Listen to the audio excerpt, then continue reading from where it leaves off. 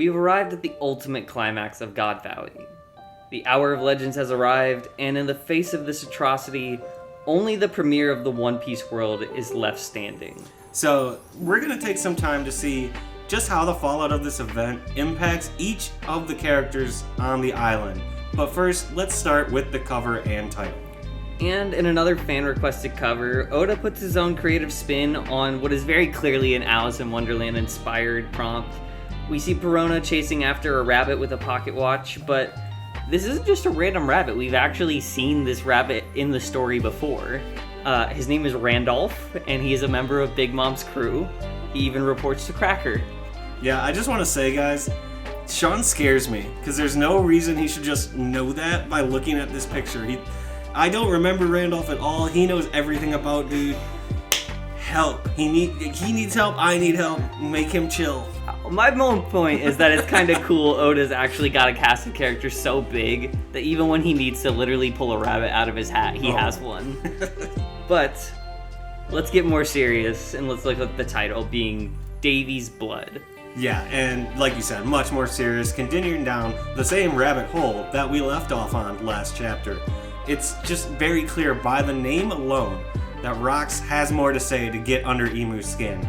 And what better place to start than with Rox himself as we enter the chapter. Yeah, because Rox is the central character of this chapter. And from the start of the chapter, he does something we didn't even think was really possible in the story. He resists a Domi Reversi. Yeah, I mean, not fully, but you can see he fights back. And even while it is clear physically that he's under the spell, he is still talking as himself. Yeah, he's talking shit as himself to Imu's face. Maybe that's what helps him hold on, is his love for shit talking. He's really got that dog in it. He's the Baker Mayfield of the One Piece world. Let's go! But he's not running, and he's talking about the fact that Imu himself, even in this position, is the scared one. Because he's like, no, I know about Davy. You're clearly scared of Davy. Yeah, and then he goes further. He references Joy Boy, says, who even bothers you more? Is it Davy or Joy Boy? Because, as we said before, they're really on the same level of hatred from Imu.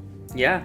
Rox is so adamant to just keeping to get under his skin and really kind of bringing Imu down to more of a human level because he can be bothered by that. Yeah, I mean, we've seen Imu get shook before, but, like, Rox is, like, poking the bear, actively getting more and more under his skin. Like, he knows what to say more than anyone else we've seen to this point. And this is while under his spell. It's literally not even until Imu mentions that he has a new army of giants, docile giants, that he could take advantage of.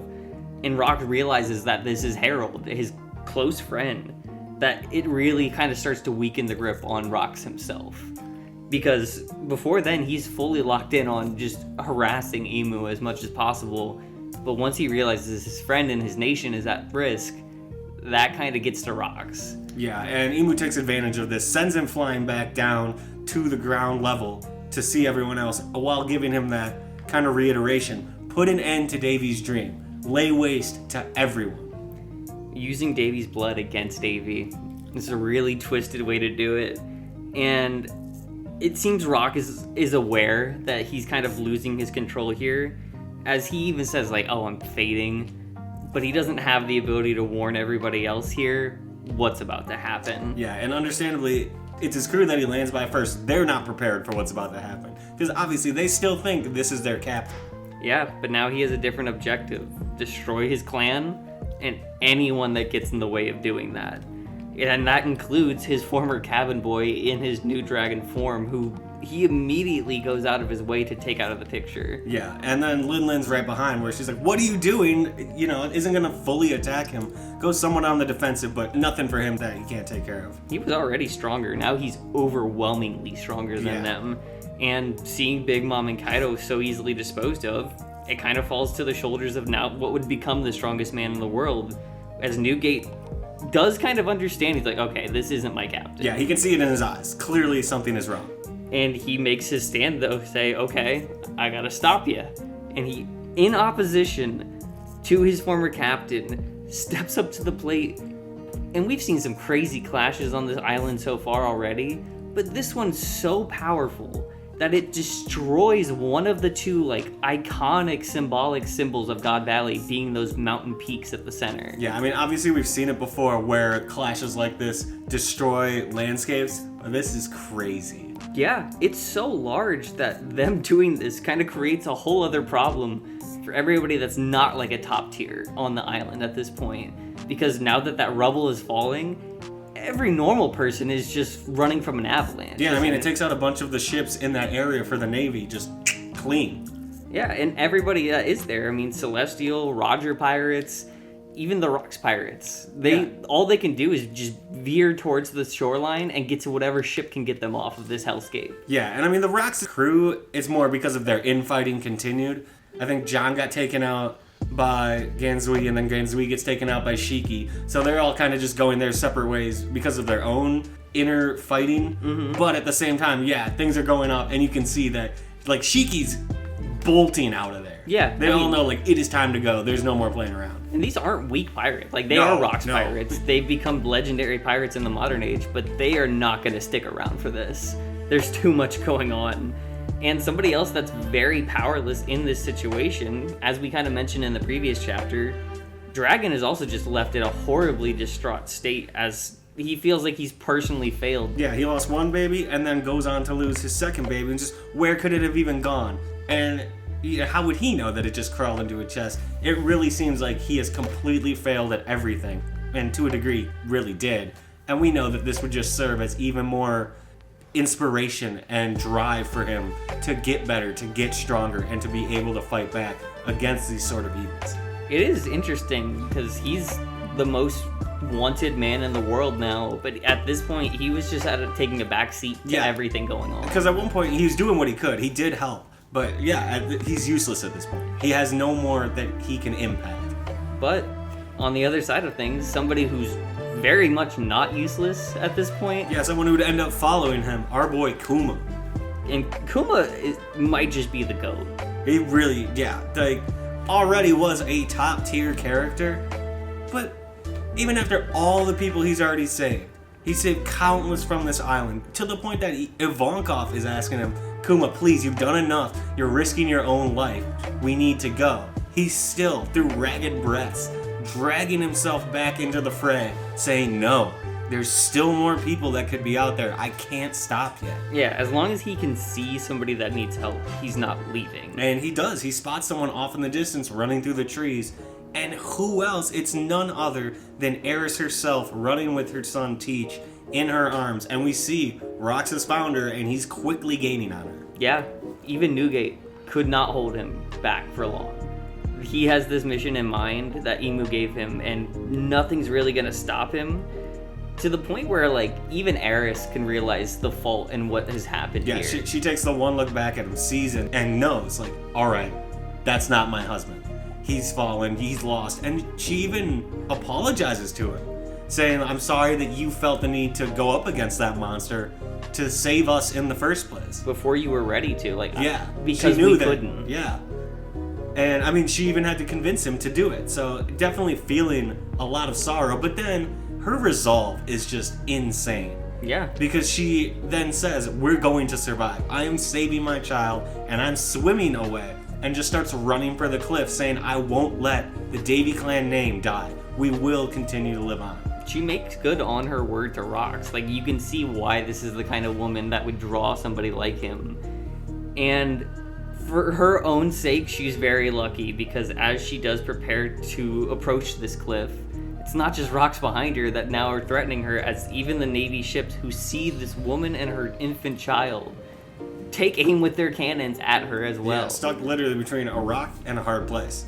You've got cannons coming one way, and a giant. You see Rox, he's starting to bring the sword down to take her out.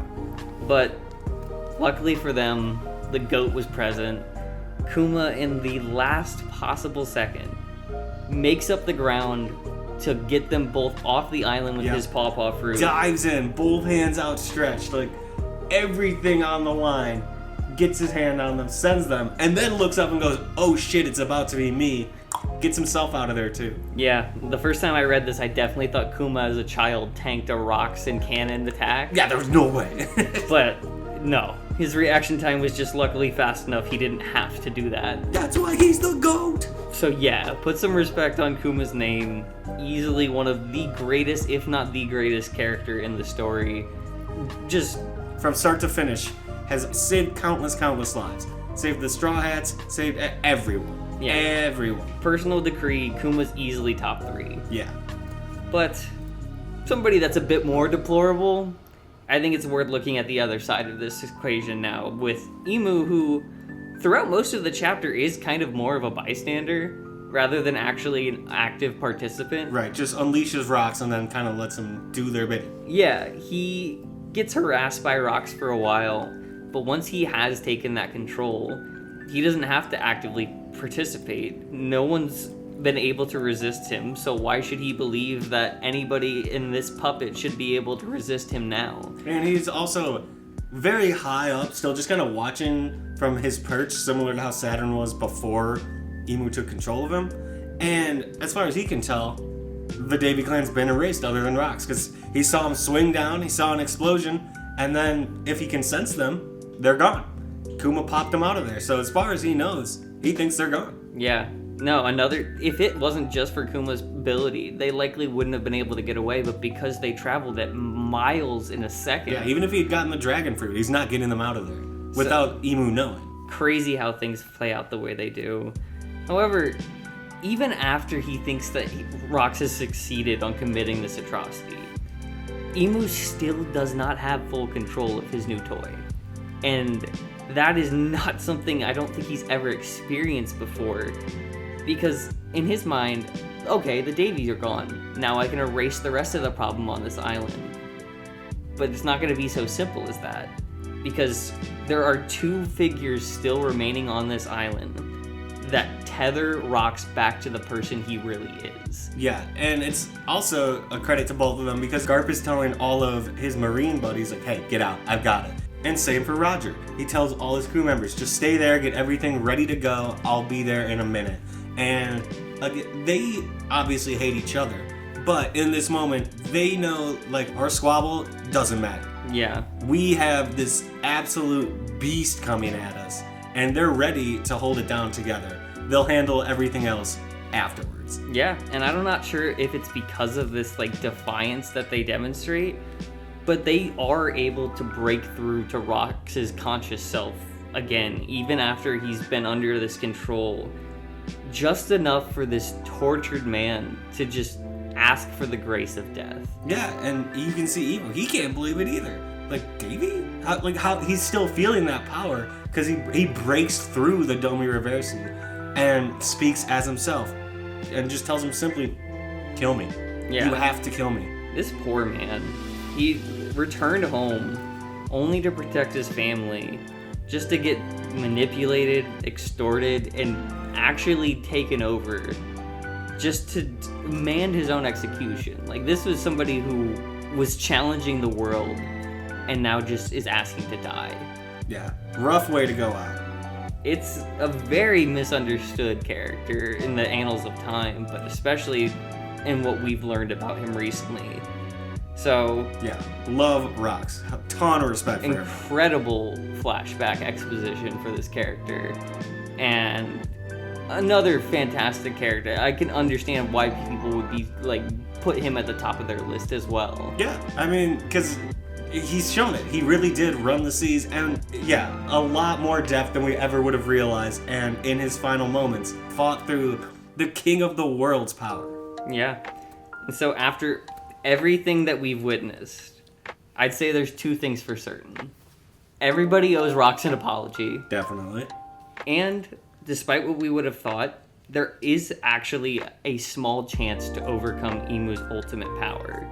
And we might even see that in the next chapter. Yes, we might, because it's hard to tell whether we will actually see the physical fight between them and ultimately Rox being killed, or if this is where Oda will choose to take us back to the present time. Yeah, it could be important because there has to be a way to defeat these Domi Reversi monsters. Right, and it can't be easy. This would be the best time to show how that's possible. And if we do see it, then maybe when we come back, there's actually a fighting chance on Elbaf. But We're gonna have to wait to figure that out until the next chapter releases. So, until then, let us know in the comments below what you think of Rox and everything we've seen in this flashback so far. Like the video if you've enjoyed the discussion, subscribe for more One Piece content in the future, and as always, Be crew!